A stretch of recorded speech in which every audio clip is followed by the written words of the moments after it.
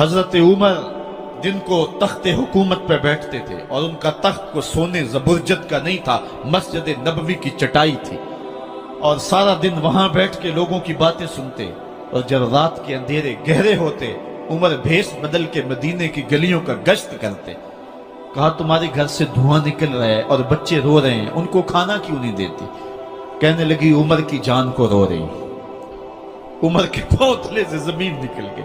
کہا کیا ہوا؟ کہا 3 دن سے ہمارے ہاں کھانے کے لیے کچھ نہیں ہے، روزانہ بچے روتے ہیں اور میں ہنڈیا کے اندر پتھر ڈال کر کے نیچے سے آگ ڈالتی رہتی ہوں کہ بچے انتظار کر کر کے سو جائیں گے، کم بخت سو بھی نہیں رہے، اور وہ پتھر پکیں گے بھی کیا، اور میں عمر کی جان کو رو رہی ہوں۔ حضرت عمر کا کلیجہ دہلنے لگا، فوراً پلٹے، واپس بیت المال میں آئے، گھی کا ایک کنستر لیا، آٹے کی بوری لی، مرچ مسالہ جات بہت کچھ اٹھایا، اپنے کندھے پہ رکھا، بوری اپنی کمر پہ لا دی۔ عمر بیت المال سے نکلے تو آپ کے خادم اسلم نے دیکھ لیا، آگے بڑھا، کہا میرے آقا میں اٹھاتا ہوں۔ عمر کی آنکھوں میں آنسو ہے۔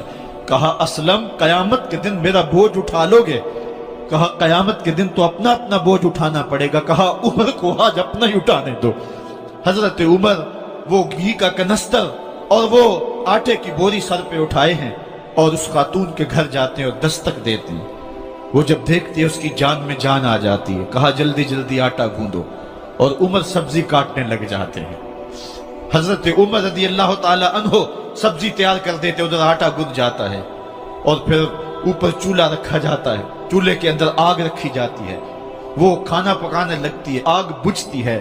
تاریخ نے لکھا ہے آگ بجھنے لگتی ہے، عمر جھک کر کے پھونکے مارتا ہے، عمر جھک جھک کے پھونکے مارتا ہے۔ کھانا پک گیا اور بچوں کے سامنے کھانا رکھ دیا، بچے کھا رہے ہیں۔ اب بچے رو رو کے نڈال ہو چکے تھے۔ حضرت عمر اپنے ہاتھوں کو اور اپنے گھٹنوں کو اور اپنے پاؤں کو زمین پہ لگا کے، جس طرح بکری کا بچہ چلتا ہے، ویڑے کے اندر کبھی ادھر چلتے ہیں کبھی ادھر چلتے ہیں، تاکہ بچے مجھے دیکھ کے خوش ہوں اور دل میں کہتے عمر جتنا رلایا ہے اب اتنا ہنسانا بھی پڑے گا۔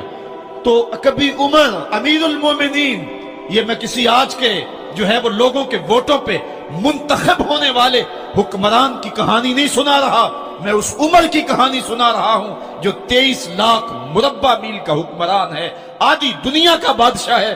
حضرت عمر جو ہے جس طرح بکری کا بچہ چلتا ہے، اس طرح اپنے ہاتھ اور اپنے گھٹنے زمین پہ ٹیک کر کے جو ہے وہ اس طرح چلتے ہیں۔ بچے عمر کو دیکھ کے مسکراتے ہیں۔